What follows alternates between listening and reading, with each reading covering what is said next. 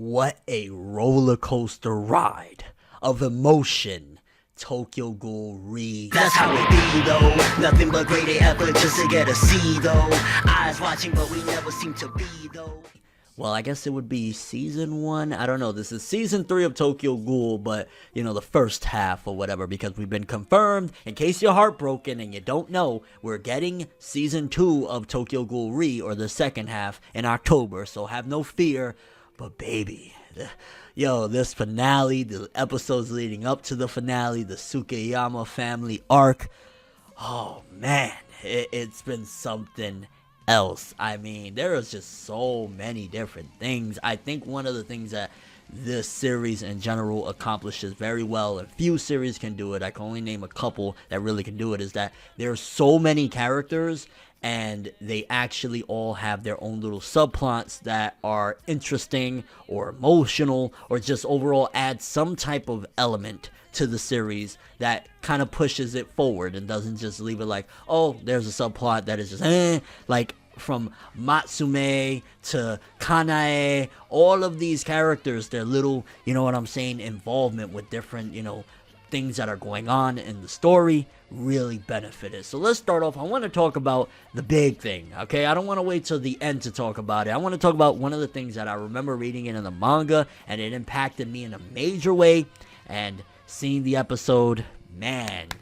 Now, obviously, there was a lot of fast pacing. I'm sure a ton of stuff was glossed over and skipped over. It's been a while since I've read it, so I can't really remember exactly, but nevertheless, the transformation from Heist back into, well, do we say back into Ken Kaneki? Because Ken Kaneki was kind of a tortured soul, but a sweetheart in a sense. And seeing who he is now, it's almost as if we're getting, in a sense, the true Ken Kaneki. Not one that has masked his feelings, not one that has hidden his true past of things that have happened to him even prior to the series beginning.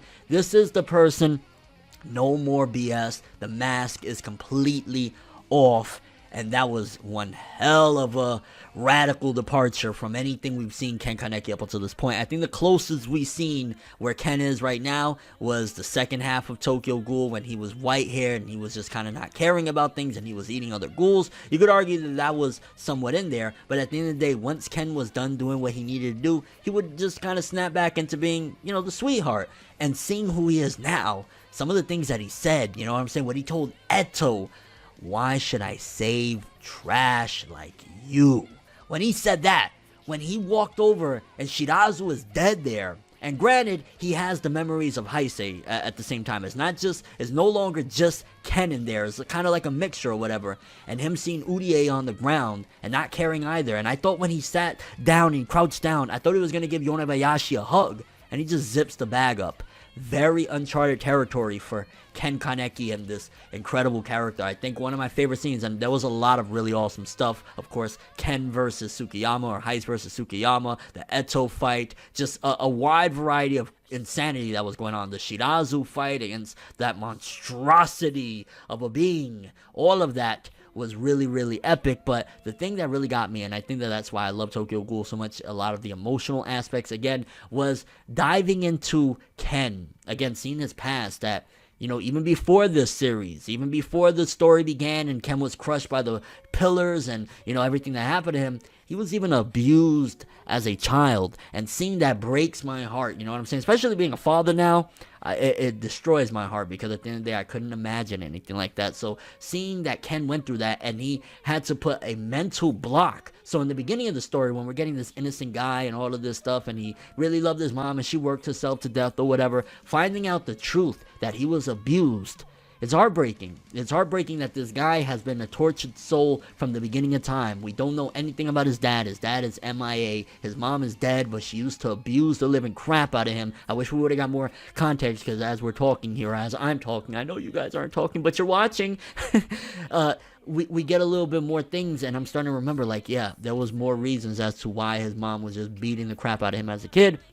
She was stressed, and she took it out on Ken. No excuse whatsoever. I'm just saying that was the context given in the manga. We didn't really get too much of that. The aunt was expecting so much of the mom. There was a lot of things, and again, the anime didn't have time, so they skipped over or whatever. But just seeing all of that, seeing the little kid form, and basically saying "kill me" and stuff like that, and Heist trying to struggle, because I think something that the anime divulged from the manga was, in the anime or in the manga, Ken really, or Heist, was lying. He wasn't really happy. You know what I'm saying? And we seen a glimpse of it in a couple previous episodes when he was having that conversation with Aki D'Amato. He was like, who am I? And he was crying and stuff like that. But the classic thing that the anime has been skipping out on is the whole, when he puts his hand on right here on his chin and he smiles and he says something, he's lying.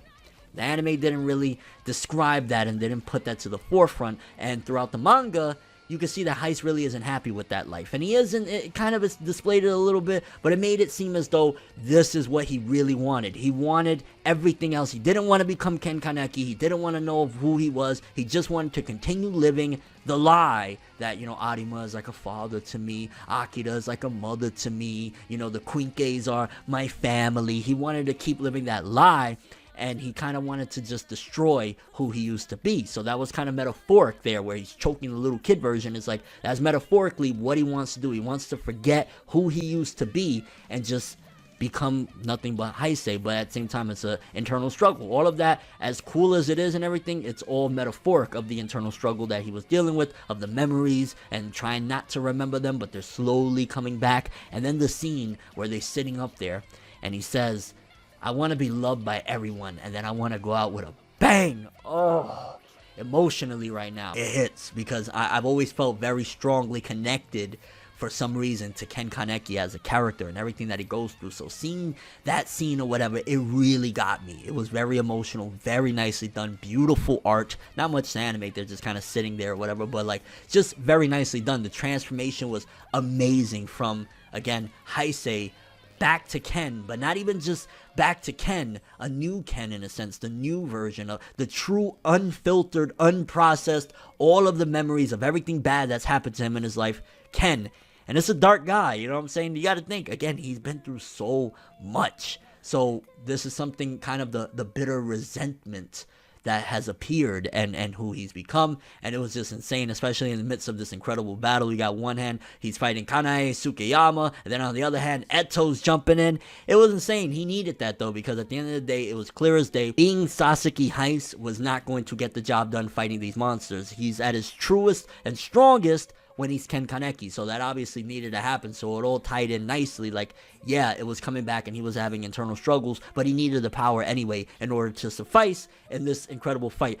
It's a Tokyo Ghoul ending in an anime, or the end of a season or whatever, when Eto's involved. Once Eto started crashing in, you're like, yep, that pretty much on par. The Q definitely continuing to be an incredible mystery, because you're still at this point like, what is Eto's end goal? Like, why is she even here again? And, just her saying, I'm in love with you and this and that. It was very, very interesting and very weird at the same time. And it's like, still, what is your overall goal? What are you doing here? Why are you making these comparisons? Are you trying to, like, learn something? Are you trying to teach something? What is going on here? And just overall seeing Eto's involvement in the end. Honestly, she was kind of like, you could argue, the way the anime displayed it. Again, the manga does a better job, and we all know this, and I don't want to keep harping on that, but she felt like a plot device at the end. We need a big baddie. We need some more explosions. Let's throw her in there. There will be more purpose. I can assure you that, because I don't want people to feel like, oh, that was pointless. There's definitely more purpose. But just kind of seeing her crashing around, and the craziness and insanity when Ken slashed her in half and threw her, and she's just flying there smiling. It's like, what the hell? A lot of people jumped off or fell off of a building. Kanae, Tsukiyama, Eto. It's like, it was a free-for-all in this one. Again, going into Kanae, which honestly, it was very interesting, because I remember reading this in the manga and seeing that character. At first, I thought that was Sukiyama when I first read the manga. I thought that was Sukiyama. The art was a little bit ambiguous. We didn't know what happened exactly, where Sukiyama's mind was. Obviously, seeing the development of this character, and then the torture that Eto made Kanae endure. Just seeing Kanae falling down, you know what I'm saying, and sacrificing at the last of it all, still wanting that love and admiration, and almost showcased like it was steps of like finally getting that acceptance, you know what I'm saying, getting that love that he's wanted for since the beginning of time with Tsukiyama accepting, calling him by his name, Karen, just kind of seeing it or whatever. It really was something. It was beautiful, honestly, and seeing that, then being essentially saved because at the end he's like happy and bliss or whatever, and then death. It was like a sequence of like, that's kind of some of the things that you go through in life. You're seeking something, you find it, you're finally saved. Not everybody goes through this, obviously, but this was the way it was portrayed. And then death comes, because at the end of the day, we all gonna go one day. So really nicely done. Tsukiyama's character development throughout this series as well, all culminated into this episode, seeing him finally say, yo, enough is enough. I don't care. It's not about me anymore.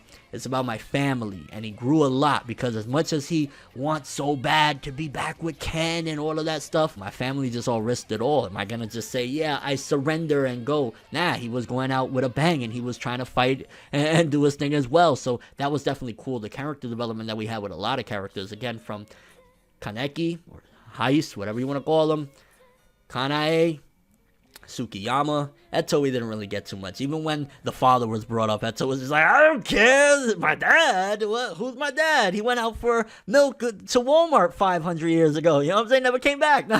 But, just seeing the interesting things of, I guess we got more insight into Eto's backstory, finding out that, which I can't remember dude's name, but the dude with the crazy Kagune that kept regenerating in the fight against Shirazu or whatever, was the person that accepted Eto when Kuzan, aka the dude from Anteku, the old dude or whatever, he pretty much said, yo, you take care of Eto. So definitely a little more insight into her backstory, but no development there. But even development with somebody, which the anime did it in a very speedy process. In the manga, it was a while of me hating this character. I'll never forget. It was like an end of the year Tokyo Ghoul video, and I talked about like, yeah, I want to see this character get, his teeth kicked in or whatever. But seeing the development of Urie, because of what happened with Shirazu. You know what I'm saying? Finally seeing, because Shirazu giving him that praise, I think it was in the last episode, praising him for like, yo, it's because of you that I decided to really take up this role and become this badass or whatever. It might have been in this episode. I don't know. I watched a few of these episodes catching up today.